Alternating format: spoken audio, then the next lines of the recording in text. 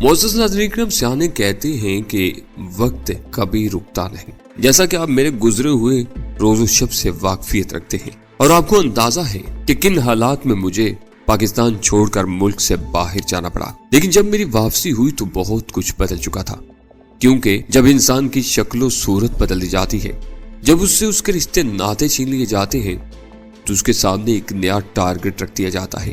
سیانے کہہ گئے ہیں کہ محبت کسی طرح کی بھی ہو، یہ اپنا خراج وصول ضرور کرتی ہے۔ مجھے بھی اپنے ملک پاکستان سے محبت ہے، اس لیے مجھے سب کچھ چھوڑنا پڑا۔ ایک، اپنی شناخت، دوسرا اپنا نام، تیسری اپنی ذات، یہاں تک کہ میرے گمنام ہونے کے بعد میرے ساتھیوں تک کو بھی میرا پتہ نہیں تھا کہ میں کون ہوں، کہاں ہوں، کیسا ہوں۔ ہاں، ان سے فون پر رابطہ ہو جاتا تھا، لیکن مجھے ایک نیا مشن سونپ دیا گیا تھا، ایک نیا راستہ متعارف کروا دیا گیا تھا۔ مجھے عام لوگوں میں رہ کر، اپنی ایجنسی سے کٹ کر ایسے سنڈیکیٹ میں شامل ہونا تھا جس نے ہمارے ملک کے پاکستان میں نشہ آور چیزوں کی ترسیل، اسلحہ اور بہت سی ایسی چیزوں کو متعارف کروا دیا تھا جن کی وجہ سے ہمارے پاکستان کی جڑیں کھوکھلی ہونی شروع ہو چکی تھی۔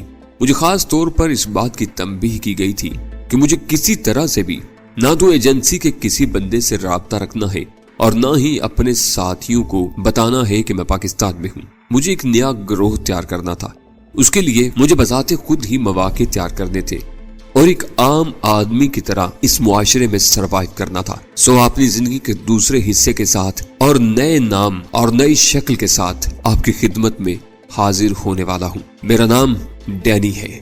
کئی ایسے مقامات آئیں گے جن میں آپ مجھے اجنبی محسوس کریں گے، اور کئی ایسے مقامات آئیں گے جن میں آپ کو اندازہ ہو جائے گا کہ ڈینی اور افضل ایک ہی ہیں۔ تو چلے آئے میری زندگی کے دوسرے حصے اور مشن کی پہلی قسط ملاحظہ فرمائے۔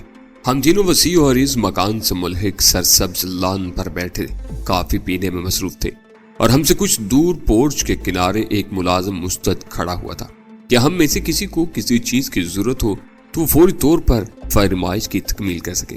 پورچ میں آگے پیچھے ہم تینوں کی گاڑیاں موجود تھیں، ہمارے علاوہ وہاں ملازمین بھی موجود تھے، لیکن اس کے باوجود پوری عمارت پر ایک پرہول سناٹا طاری تھا جو ہمیشہ سے جیوا ہاؤس کا ترائے امتیاز رہا تھا۔ لیکن اس وقت وہ سناٹا مجھے کاٹ رہا تھا۔ کوئی اجنبی وہاں آ جاتا تو اسے سب سے پہلے یہی احساس ہوتا کہ اس عمارت میں کوئی سنگین واردات رونما ہو چکی ہے یا ہونے والی ہے، اور آنے والے لمحوں کی اس دہشت نے عمارت کے باسیوں سے خوشی کی ہر امنگ چھین لی ہے۔ باقاعدہ اجلاس نہ ہوتا تو اسکاش کا ایک دور ضرور چلتا۔ میں نے ماحول کے بوجھل پن کو دور کرنے کے لیے دعوت آمیز لہجے میں کہا، نہیں بابا۔ طارق بکلا کر بولا، جہانگیر ڈسپلن کے معاملے میں بہت سخت ہے، اسے شبہ بھی ہو گیا تو بس بفر ہی جائے گا۔ نادر نے اپنی رسٹ واچ پر نگاہ ڈالی اور بیت کی کرسی میں پہلو بدلتے ہوئے الجھن امیز لہجے میں بولا، پتہ نہیں وہ کہاں رہ گیا، 6 بجنے والے ہیں، نہ 1 منٹ آگے نہ پیچھے، وہ وقت کا پابند ہے، ٹھیک 6 بجے ہی آئے گا۔ طارق نے غیر ارادی طور پر اپنی رسٹ واچ پر نگاہ ڈالتے ہوئے کہا، ابھی تو 2 منٹ باقی ہے۔ میں طارق کی طرف متوجہ ہو گیا اور چند ثانیوں تک پرخیال انداز میں اس کی آنکھوں میں دیکھتے رہنے کے بعد بولا، میرا خیال ہے وہ ہم سے بھاگتا ہے، ہمارے ساتھ کم سے کم وقت گزارنے کی کوشش کرتا ہے۔ میرا بھی یہی خیال ہے، طارق نے اعتراف کیا، وہ ہم سے الگ تھلگ رہنے کی کوشش کرتا ہے، شاید اس لیے کہ وہ ہمارا سربراہ ہے۔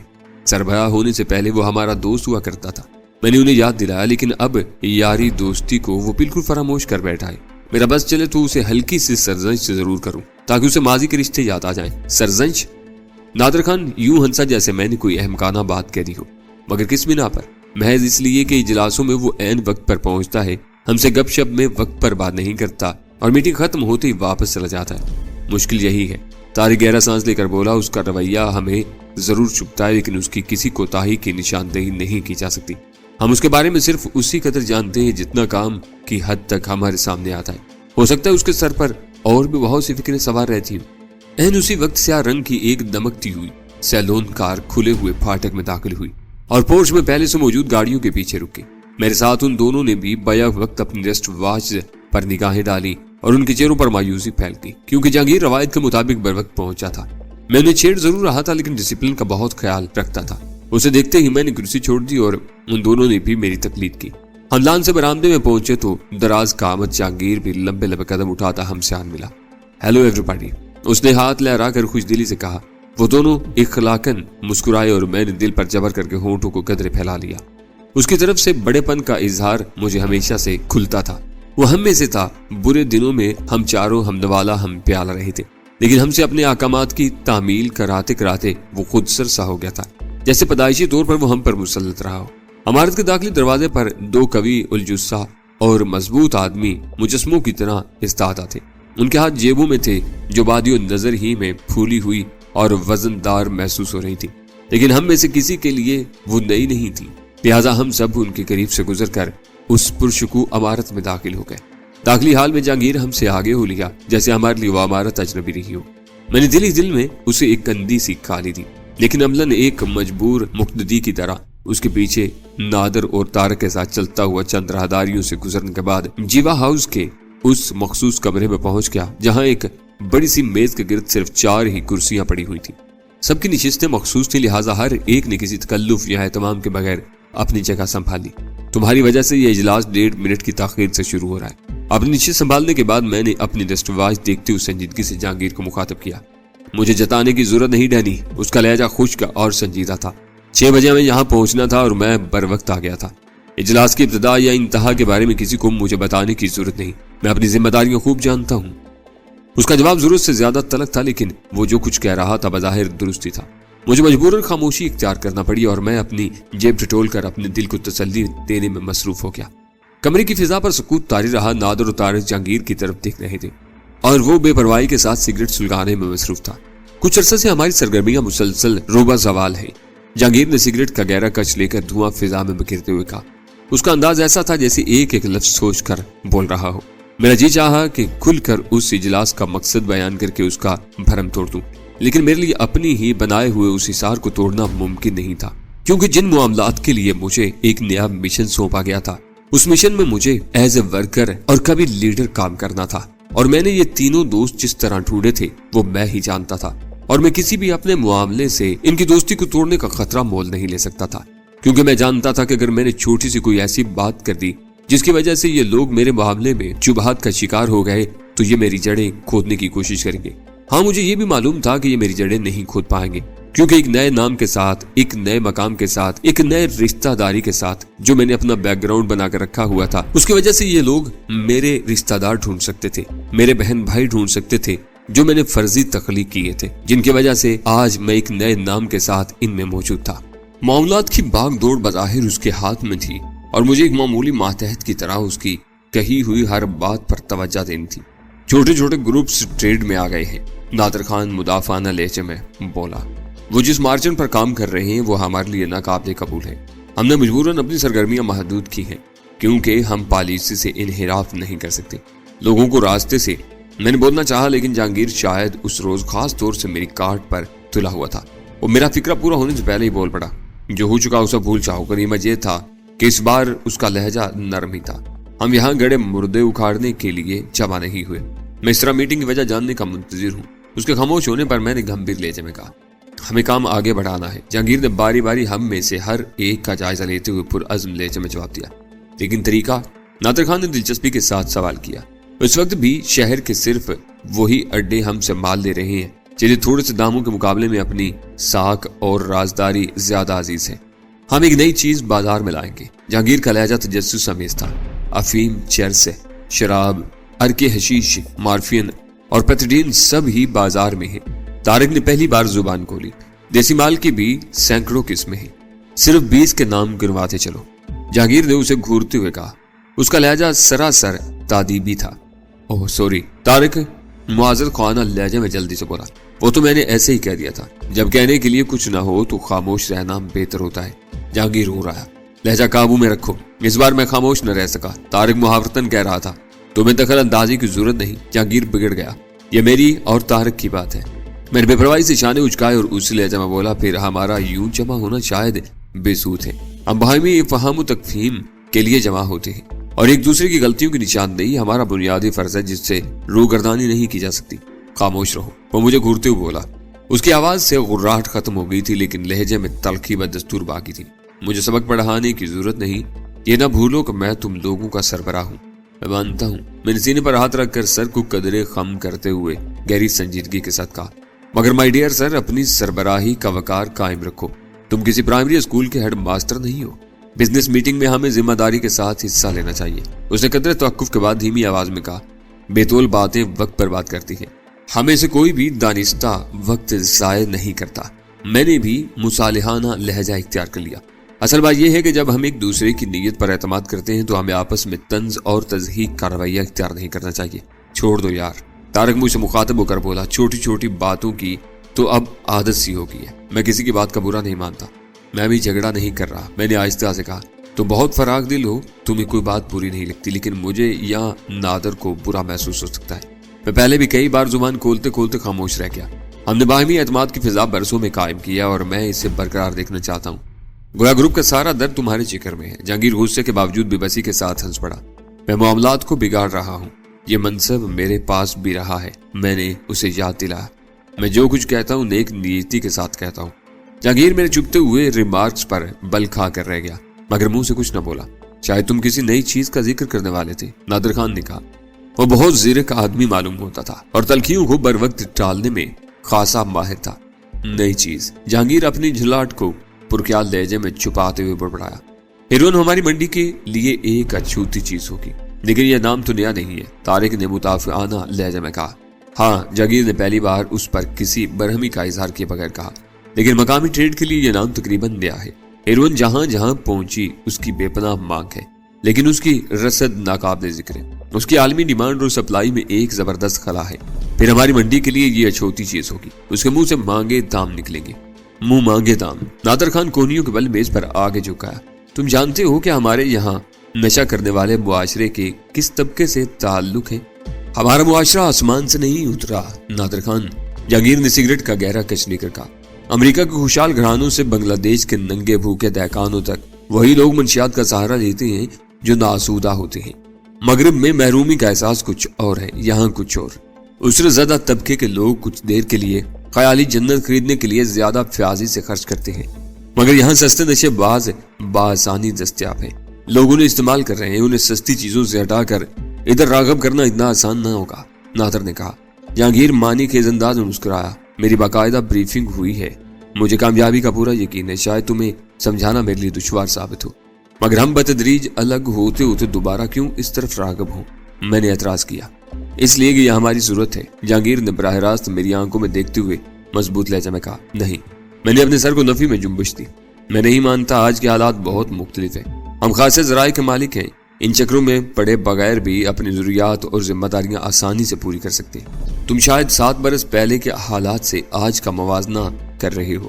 جہانگیر کے لوگوں پر زہر خند ابھر آیا۔ اس وقت ہم سب بے سر و سما تھے، ہم نے اپنی خوشی سے یہ دھندا شروع کیا اور آج ہم اس پر مجبور ہیں، تو یہ اوپر کی تجویز ہے۔ میرا لہجہ یک و یک بے جان ہو گیا۔ میں اتنا حریص نہیں ہوں، جہانگیر کی آواز سپاٹ تھی۔ اس کرسی پر بیٹھ کر میں کسی کی نمائندگی کرتا ہوں، اس کے حکم کی خود تکمیل کرنا اور تم سے کروانا میری ذمہ داری ہے۔ اس کے لیے تو کسی بحث کی ضرورت ہی نہیں تھی۔ میری آواز میں شکست بے بسی کے اثرات سے مٹائے اور میں کسی کرسی کی پشت گاہ سے ٹک گیا۔ اس کے لیے تو کسی بحث کی ضرورت ہی نہیں تھی۔ میری آواز میں شکست اور بے بسی کے اثرات سے مٹائے اور میں کرسی کے پشت گاہ سے ٹک گیا۔ غلطی تو تم تینوں کی ہے کہ میری بات پوری ہونے سے پہلے اپنے اعتراضات لے بیٹھے۔ جہانگیر کے لہجے میں تھوڑا سا غرور سے مٹایا۔ ہمیں یہاں ہیروئن کی مارکیٹ پیدا کرنی ہے۔ ٹارگٹ کیا ہے؟ نادر خان نے سوال کیا۔ 3 کروڑ سالانہ خالص منافع دینا ہے، اور وہ بھی فی الحال۔ جہانگیر نے ایک ایک لفظ پر زور دے کر صاف آواز میں کہا۔ تینوں کے منہ سے تحیر آمیز آوازیں نکل پڑی۔ اسٹاک میں جو کچھ موجود ہے اسے فوراً طلب کر دو، جہانگیر کہتا رہا۔ میرے پاس سیمپل آ گئے ہیں، 1000 پیکٹ مارکیٹ میں کھلبلی مچا دیں گے۔ اسٹاک اونے پونے بیچ دیا جائے؟ نادر خان نے سوال کیا۔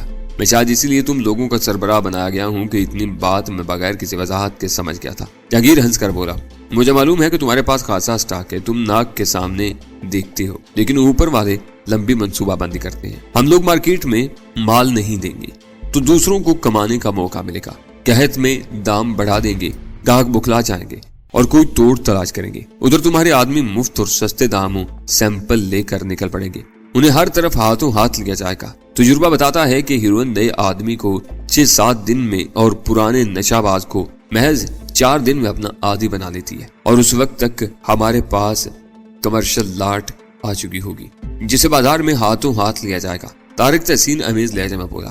مال ہاتھ کھینچ کر دیا جائے گا، جہانگیر دھیمی آواز میں بولا۔ ایک دفعہ مارکیٹ پیدا ہو جائے تو ہر ایک مال مانگے گا، مگر ہمیں داموں کو اپنی سطح پر لے جانا ہے۔ مشکل یہ ہے کہ ایکسپورٹروں سے ہمیں رابطہ قائم کرنے کی اجازت نہیں، ورنہ ہم چرس کا اسٹاک ضائع کرنے کی بجائے انہیں فروخت کر سکتے ہیں، مالی نقصان سے بھی بچائیں گے اور مقامی مارکیٹ بحران کی زد میں آ جائے گی، سانپ بھی مر جائے گا اور لاٹھی بھی سلامت رہے گی۔ نادر خان اس سری نقصان سے ہر صورت میں بچنا چاہ رہا تھا۔ اوپر والے مال واپس لے کر خود بھی اس کی بیرونی ملک نکاسی کا بندوبست کر سکتے تھے، مگر وہاں سے براہ راست کوئی اور حکم ملا ہے۔ لمبا کھیل ہے، میں گڑبڑایا، میں اب کچھ سمجھ رہا ہوں۔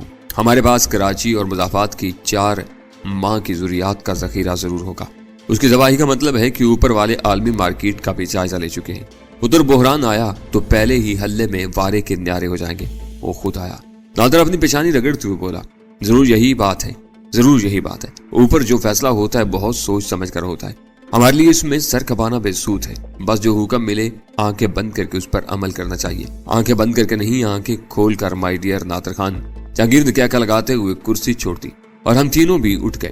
جہانگیر کرسی سے اٹھ کر سیدھا ایک قد آدم فولادی تجوری کی طرف بڑھ گیا۔ میں ٹہلتا ہوا جہانگیر کی کرسی کی طرف آیا، پھر میرا دائنا ہاتھ پھرتی سے جیب سے باہر آ گیا۔ نادر خان طارق سے کچھ بات کرنے میں منہمک تھا۔ وہ دونوں کچھ اس طرح کھڑے تھے کہ ان کی توجہ میری طرف نہیں تھی، اور جہانگیر ہماری طرف پشت کیے تجوری کھولنے میں مصروف تھا۔ میں گرد و پیش کا جائزہ لے کر پھرتی سے نیچے جھکا اور پھر بجلی کی سسراہٹ سے میرا دائنا ہاتھ میز کے نیچے رنگ گیا۔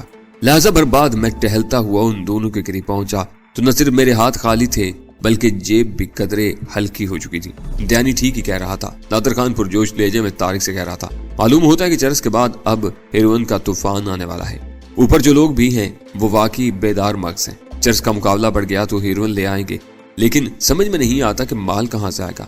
ویسے وہ کمانے کے فن میں طاق معلوم ہوتے ہیں، منصوبہ بنایا ہے تو مال بھی فراہم کر دیں گے۔ چلو اب تک ہیروئن کا نام سنتے رہے ہیں، اب اس کا دھندا بھی کر لیں گے، طارق نے خوش دلی کے ساتھ کہا۔ اسی اثناء میں جہانگیر نے فولادی تجوری سے پولی تھن کے 3 ہلکے تھیلے نکال لیے تھے، جن کے حجم کے مقابلے میں وزن نہ ہونے کے برابر معلوم ہو رہا تھا۔ یہ کسی حساب میں نہیں ہوں گے، جہانگیر نے ایک تھیلا ہمارے سپرد کرتے ہوئے کہا، پھر خاص طور پر نادر خان کی طرف متوجہ ہو کر بولا، چرس کا سارا اسٹاک فوراً ضائع کرنا ہوگا، اس کے لیے سمندر سب سے بہتر رہے گا۔ اوپر والوں کو ہماری پل پل کی خبر رہتی ہے، یہ کام پہلی فرصت میں ہونا چاہیے۔ جس نے بھی لالچ کیا وہ خود جواب دہ ہوگا اور بے موت مارا جائے گا۔ تم فکر نہ کرو، جو بات طے ہو گئی اس پر حرف بحرف عمل ہوگا۔ نادر خان نے پوری سنجیدگی کے ساتھ اسے یقین دلایا اور تھیلے میں بھری ہوئی پوڑیوں کا جائزہ لینے لگا۔ کھلے بازار کے علاوہ یونیورسٹی اور کالجوں کو نہ بھولنا، جہانگیر نے چونک کر کہا، جیسے اسے کوئی بھولی ہوئی بات یاد آ گئی ہو۔ آج تک کسی نے بھی ان اداروں پر براہ راست توجہ نہیں دی ہے۔ اس محاذ پر منظم طریقے سے محنت کی گئی تو کامیابی کے روشن امکانات ہیں۔ یہ کام میں کروں گا، طارق نے پیشکش کی۔ پارٹ ٹائم کی ملازمت کی تلاش میں بہترے طالب علم میرے پاس آتے ہی رہتے ہیں۔ اس وقت بھی ایک لڑکا کام کر رہا ہے، اسی کی ٹرولنے سے ابتدا کروں گا، وہ شاید یونیورسٹی میں پڑھتا ہے۔ تم لوگ جس طرح چاہو کام کرو، لیکن یہ خیال رہے کہ اوپر والوں کے نزدیک ساری اہمیت نتائج کی ہے۔ جہانگیر نے یاد دلایا، بسود کوشش پر کسی کو خوشنودی میسر نہ آ سکے گی۔ آپس میں باتیں کرتے ہم راہداری میں نکل آئے، جس کے سرے پر جیو ہاؤس کا وہ ملازم کھڑا ہوا تھا جس نے ہمیں لان پر کافی سرو کی تھی۔ نکاسی کے راستے پر دونوں محافظ بدستور اپنی جیبوں میں ہاتھ ڈالے پتھر کے بے جان مجسموں کی طرح اٹل کھڑے ہوئے تھے، جیسے انہیں اپنے فرائض کے علاوہ دوسری باتوں سے کوئی دلچسپی نہ ہو۔ پھر چاروں گاڑیاں یکے بعد دیگرے وہاں سے روانہ ہوگی۔ میں گاڑی ڈرائیو کرتے ہوئے دل ہی دل میں اس سچویشن کے بارے میں سوچنے لگا جو جہانگیر سے فون پر میری گفتگو کے نتیجے میں پیدا ہو سکتی تھی۔ ہم میں سے کسی کا بھی ماضی قابل فخر نہیں تھا۔ جہانگیر اپنے زمانے کا چٹا ہوا بدماش تھا، 3 قتل اس کی ذات سے منسوب کیے جاتے تھے، لیکن تمام تر شبہات کے باوجود کسی FIR میں اس کا نام نہ آ سکا۔ پولیس نے اپنی روایتی تفتیش کے دوران اسے حراست میں ضرور لیا، لیکن جسمانی تشدد کا حربہ آزمانے کی جرات نہ کر سکا۔ بدماشوں کے بارے میں خرابی یہی تھی کہ ان کا کینہ مثالی ہوتا تھا۔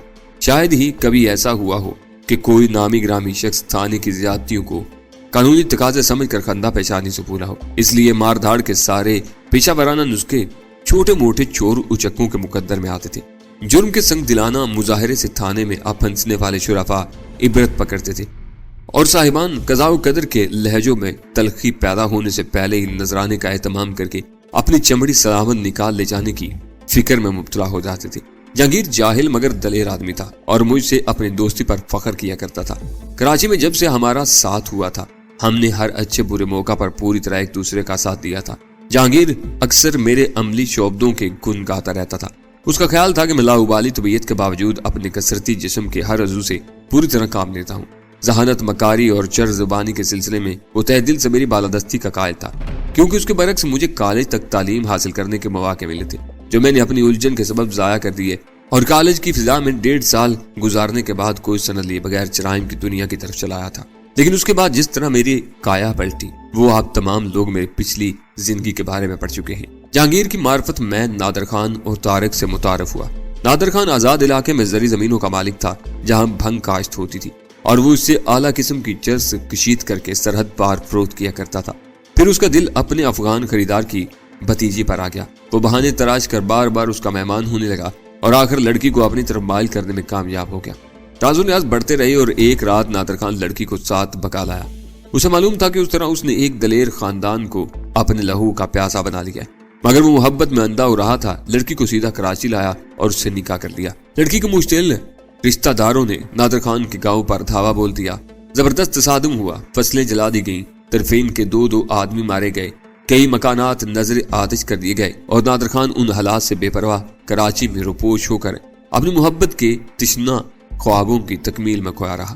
اثاثہ ختم ہونے کو آیا تو اس نے چرچ فروشی کا سہل روزگار اختیار کر لیا۔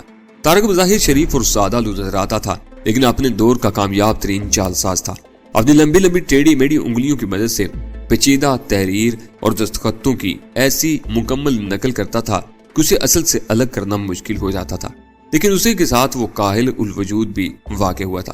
ایک آدھ لمبا ہاتھ مار کر مہینوں عیش کرنے کا عادی تھا، اور کمال کی بات یہ تھی کہ جعل سازی کے الزام میں کبھی نہیں پکڑا گیا تھا۔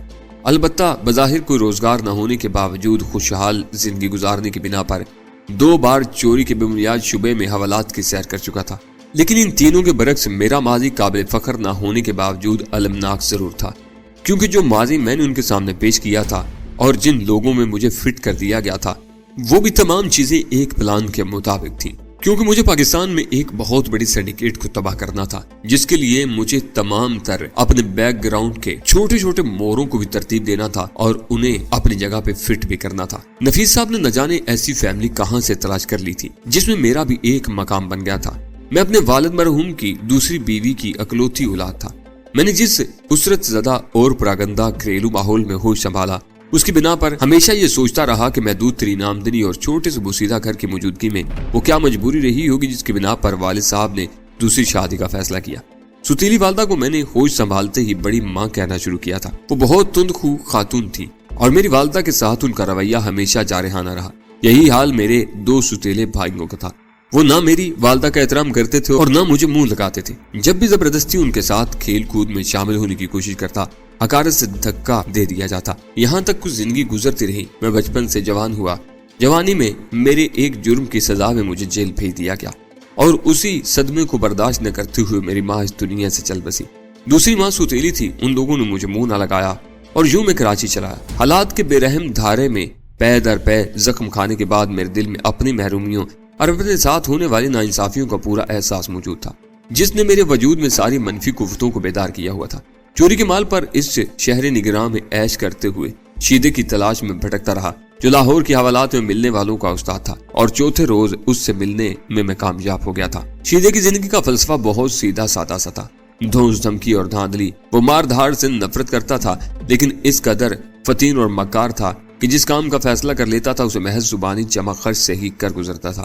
اس کی شاگردی میں نے اس کے فلسفے کی عملی تربیت میں حصہ لینا شروع کیا تو میری کارکردگی سے بہت خوش ہوا، کیونکہ اس کی آمدنی میں متعدد با اضافہ ہوا تھا، جس میں سے میرا حصہ بھی ادا کیا جاتا تھا۔ وہ پہلا شخص تھا جس نے میرا فرضی نام میرے منہ سے تنویر علی سن کر برا سا منہ بنا کر کہا تھا کہ دادا گیری میں ایسا ہلکا پھلکا نام نہیں چلتا۔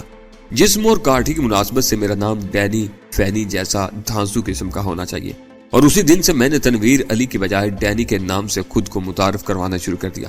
لیکن میرا ساتھ شیدے کو راس نہ آیا۔ وہ ایک معاملے میں اندر ہو گیا اور میں نے باہر رہتے ہوئے اپنے ہاتھ پیر پھیلانے شروع کر دیے، کیونکہ جو معلومات مجھے شیدے سے معلوم ہو سکتی تھی وہ تو میں نے کر لی تھی، لیکن میرا ٹارگٹ اصل شیدہ نہیں تھا۔ شیدے کے توسط سے میں آگے نکلنا چاہتا تھا۔ اسی دور میں جہانگیر مجھ سے آ ٹکرایا، پھر اسی کے ذریعے نادر خان اور طارق سے دوستی ہوئی، جو دن بدن گہری ہوتی چلی گئی۔ ہمارے شام کا ٹھکانہ صدر کا ایک سستا شراب خانہ تھا، جہاں دن بھر کے اپنے اپنے دھندوں سے نبٹ کر ہم چاروں بلا ناغہ جمع ہوتے تھے۔ اس دوران میں ہم چاروں نے مل جل کر کئی خطرناک کام بھی سر انجام دیے، لیکن اس گہرے تعلق کے باوجود میں نے ان تینوں کو اپنے ماضی کی ہوا بھی نہ لگنے دی۔ حالات اسی جگہ پر چلتے رہے۔ پھر ایک روز میں دوپہر کو تالا کھول کر اپنی کوٹری میں داخل ہوا تو فرش پر ایک بند لفافہ پڑا ہوا ملا۔ میرے لیے بند کمرے میں اس لفافے کی موجودگی حیرت ناک تھی، لہذا میں نے لفافہ چاک کر کے فوراً ہی وہ مختصر سا خط پڑھ ڈالا۔